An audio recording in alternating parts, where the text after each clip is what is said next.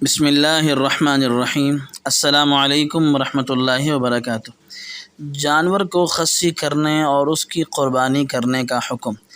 جانور کو موٹا، تازہ اور فربہ بنانے یا کسی فائدے کی غرض سے خصی کرنا درست ہے، البتہ اگر کوئی منفعت مقصود نہیں ہے یا محض لہو و لعب کی غرض سے جانور خصی کرنا ہو تو یہ منع ہے، شرعی لحاظ سے جائز نہیں ہے، اور خصی کیے ہوئے جانور کی قربانی کرنا جائز بھی ہے اور غیر خصی کی قربانی کی نسبت افضل بھی ہے۔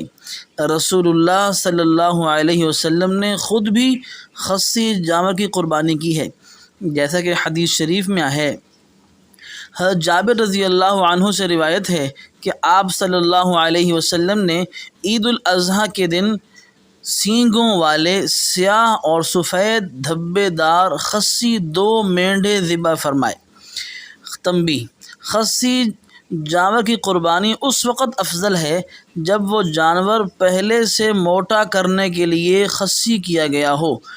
محض اس خیال سے کہ خصی افضل ہے، قربانی کے موقع پر اس کو خصی کرنا جائز نہیں ہے، کیونکہ خصی جانور کی قربانی اس لیے بہتر ہے کہ وہ موٹا اور اس کا گوشت اچھا ہوتا ہے، اور یہ دونوں باتیں تب ہو سکتی ہیں جب پہلے سے خصی کیا جائے، قربانی کے موقع پر اس کو تکلیف نہ دی جائے عین موقع پر۔